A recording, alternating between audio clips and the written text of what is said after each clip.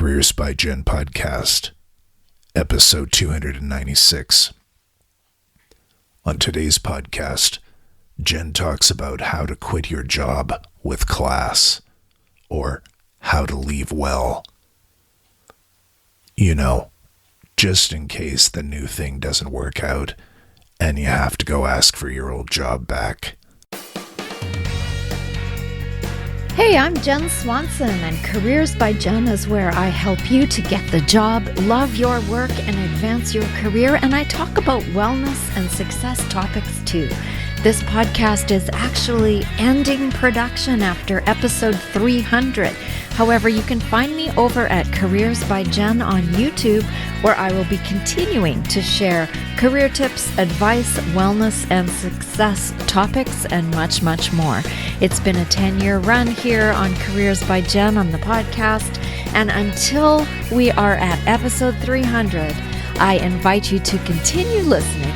Go back and listen to the archives, and please enjoy this show. Thank you so much for being here.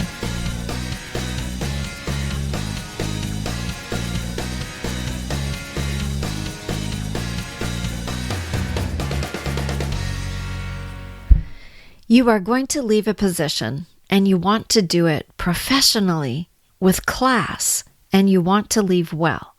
Well, today I'm going to offer you steps on how to do just that, how to leave, resign, quit, and move on in the best possible way.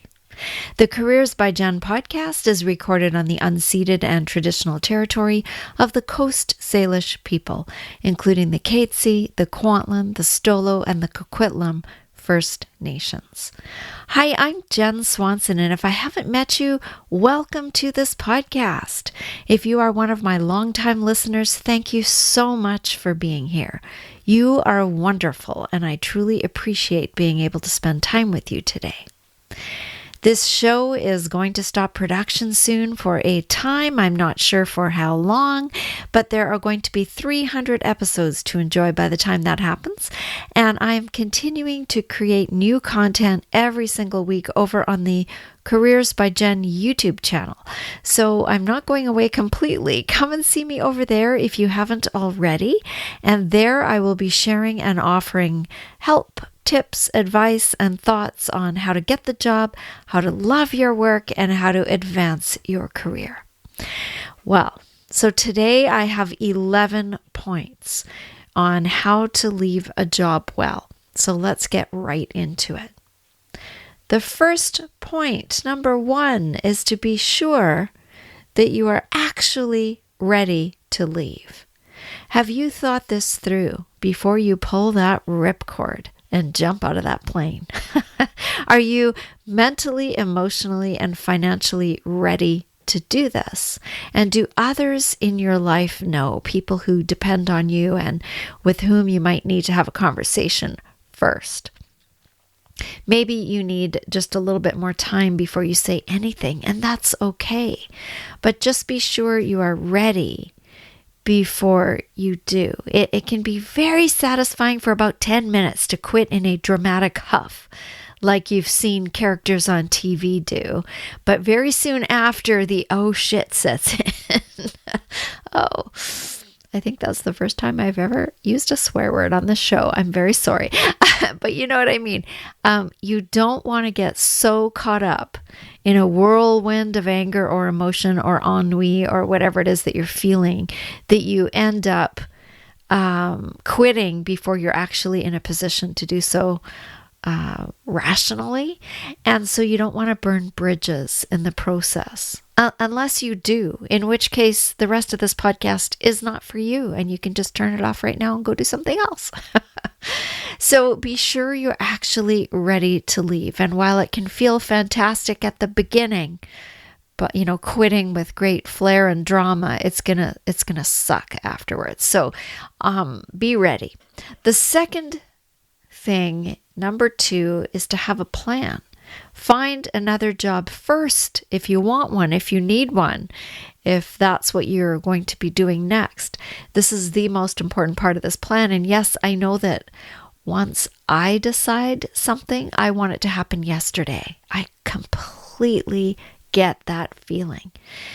And it can take a lot of patience to not say or do anything until I'm properly ready. But really, this is key. Have a plan, especially if you need the income and you plan to keep working. Bide your time. Start a job search. I have that free Jumpstart Your Job Search Challenge. It's a 5-day email thing on my website that you can access absolutely for free. If you want to do that, if you're not sure on how to start a job search. And get your ducks in a row, as they say, before you jump. Have a timeline and the steps of what you need to do planned out, which is basically what I'm sharing with you today. So you're on your way if that's why you're here. Have a plan for sure. That's number 2. Number 3 is to give notice, sort of the obvious step. Do it in person if possible. Although if you're listening to this in real time in 2021, I know there is not a lot of in-person stuff happening, at least not in my area. We're in the 3rd wave and, starting to lock down again here on the West Coast in Canada. So I don't know what it's like where you are, but if you can do it in person, great. If that's safe and allowed where you are. If not, you can do it over Zoom or a phone call, and that's okay too, but do it privately and not in the middle of a group session with multiple people on the screen. And be sure to have some dedicated time for this because it's really important. If you absolutely have to do it by email, if you're worried that you're too angry or you'll get emotional if you do it in person or in real time, then plan your email carefully so that it's clear and it's professional and it's unable to be misconstrued. And I would consider CCing it to the HR department or someone else, somebody up the line in management, if there's hurt and upset and anger involved. And I hope that's not the case. But if you can remain professional in your language and in your tone, you will hopefully not burn bridges. Otherwise, if you've got a good relationship and it's been a good place to work, just give the person that is your supervisor, your manager, whoever is above you, the courtesy of telling them first and do it in person if possible. The 4th thing to do is, and I just said this, is to tell your boss before you tell others. And again, this is a courtesy move. It is professional and it is considerate. So book some time alone with your boss. And if you are in person or on Zoom, and even if you're on the phone, have an official letter of resignation written and ready to hand over or to send by email as soon as the conversation has happened. You need to have this official letter in writing in most instances.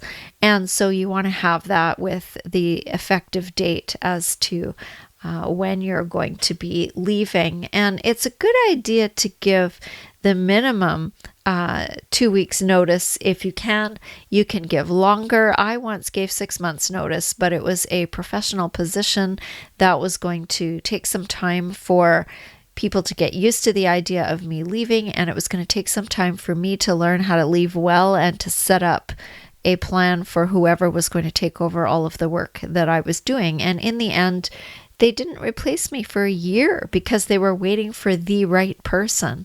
And so I had to set up a number of different teams and different people to do the work that I was doing because there wasn't somebody stepping in immediately. So give as much notice as makes sense. 2 weeks is usually the standard and the minimum. But give as much notice as you can, and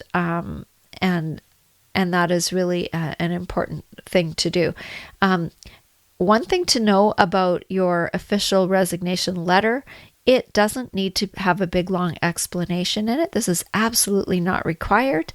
But if you have a good relationship and you are willing with your boss, it can help to ease disappointment if you say something verbally as to why you are moving on. And I would frame this not in terms of what is not happening in your current role, but rather in what opportunities you are going to be having in the next position. So keep it positive in tone. Keep that part short and remember to express gratitude in your resignation letter for the time there. and for all that you have learned and gained from being part of this company. And then once you've done all of that, you've told your boss, you've got an official letter, then you can make a plan with your boss as to when you might tell your coworkers. And this is always a good move, to have the boss in on your next steps, because there might be a reason they don't want you to tell everyone else until a certain date or until something has happened. I don't know. And you might not even know. But it's a good idea to say, I'm going to let other people know. Is there a better time for me to do that? And just give them some say. And that can go a long way in easing the pain of you leaving for that person. So that was number 4. Tell your boss before you tell others. The 5th thing is to be gracious. Take the high road if there's been a struggle. Don't be so excited about the next job you're going to that it shows too much, because you don't want the boss or your coworkers to feel resentful about how excited you are to be leaving them all. That's just not nice. So try not to be overly excited or super excited. That could hurt feelings. And if you're wanting to leave well and be professional about it, you want to minimize that for sure, because other people don't have the luxury of leaving if it's not a great place. Other people aren't able to do that, and might feel a little envious that you get to go. So be careful, be gracious there. That's number 5. Think of others and be kind. The 6th thing is to say goodbye to your colleagues. And this might be easy or it might not be. So how you do that is up to you. Send a group message thanking them. You can do this by email, or at least telling them that you're moving on and wishing them well if it's not something that you can do in person. If it's been a great place to work, of course do this in person. This could be sad though, and it can be hard to do. If it's been horrible, consider this idea. Consider that how you act should not be dictated by how others behave. I'm going to repeat that.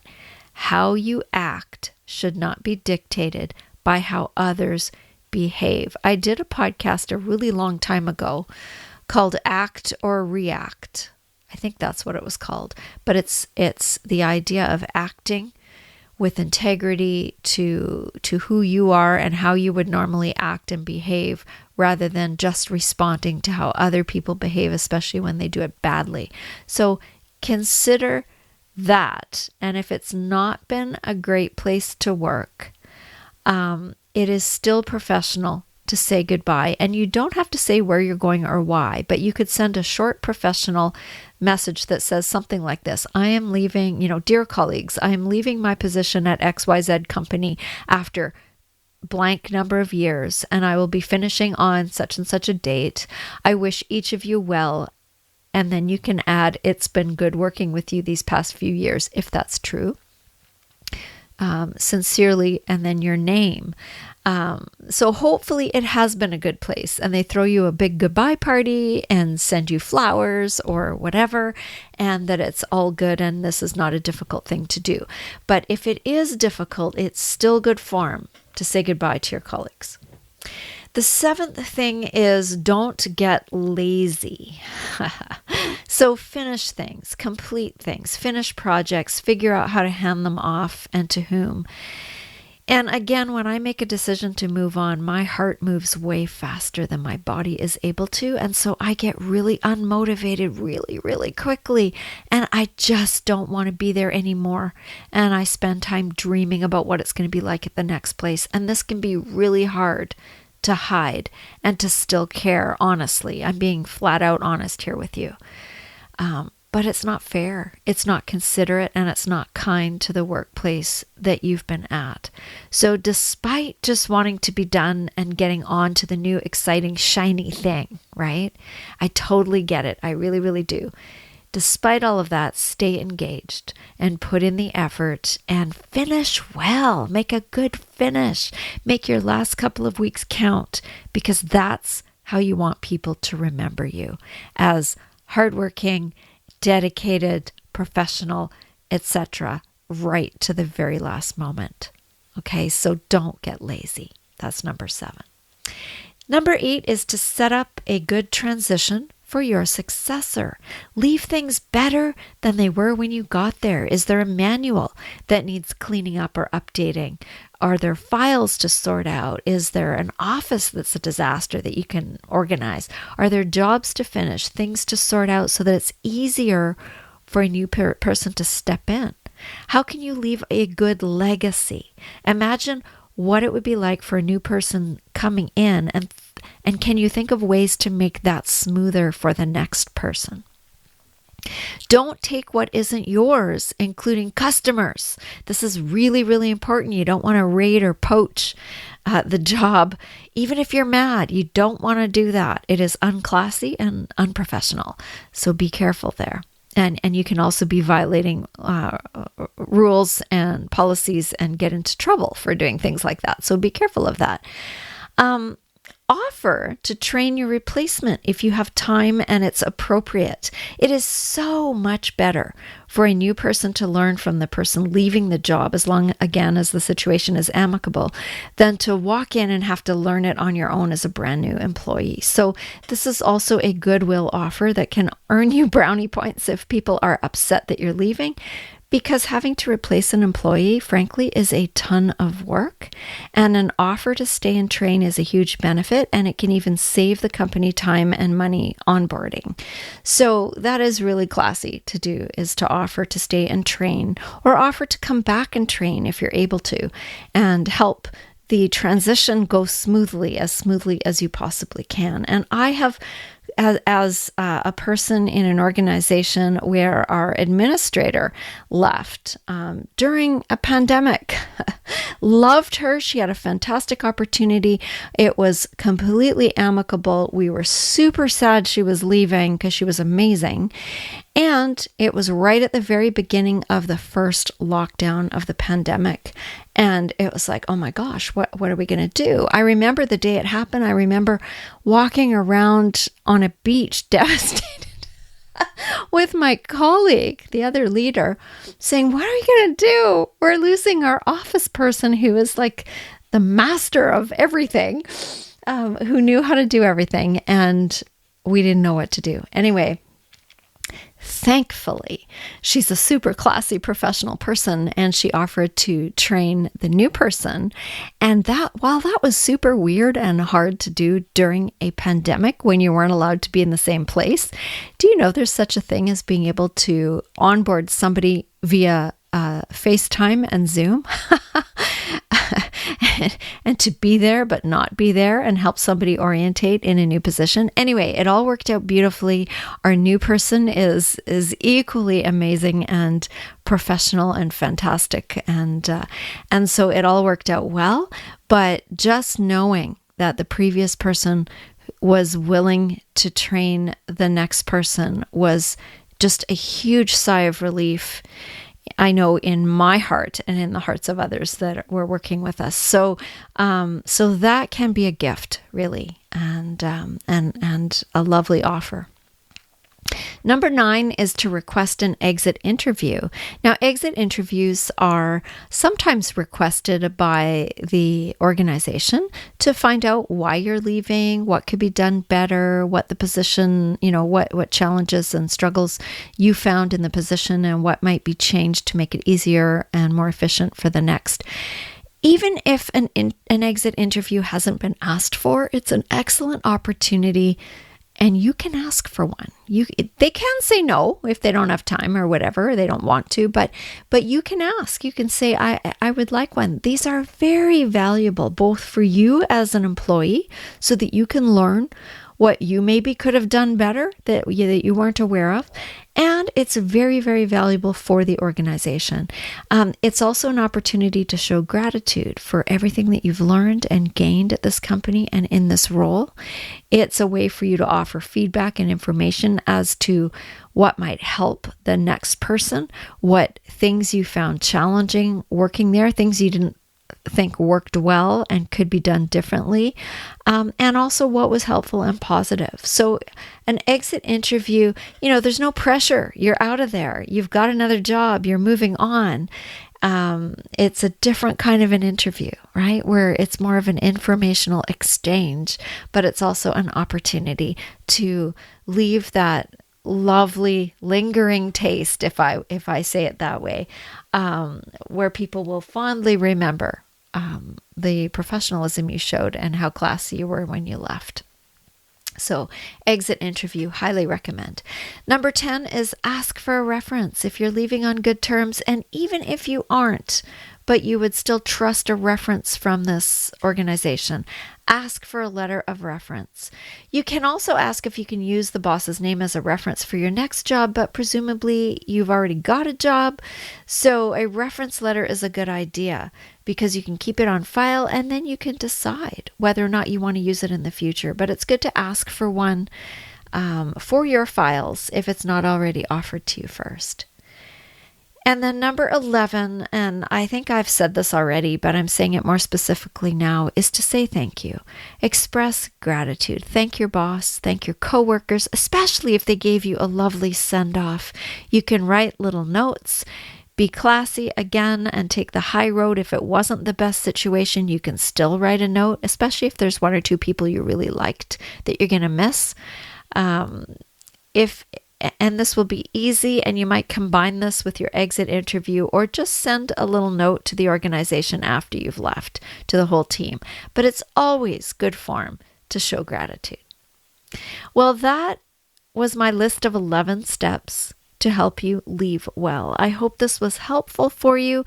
Please share this with someone you know who is considering a career move. If you are listening to this on YouTube, please like and consider subscribing if you haven't already.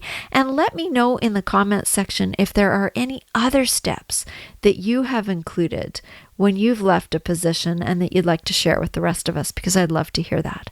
All right, until next time, this is Jen signing off. Take good care. You've been listening to Careers by Jen with Jen Swanson. If you like what you heard, please share this.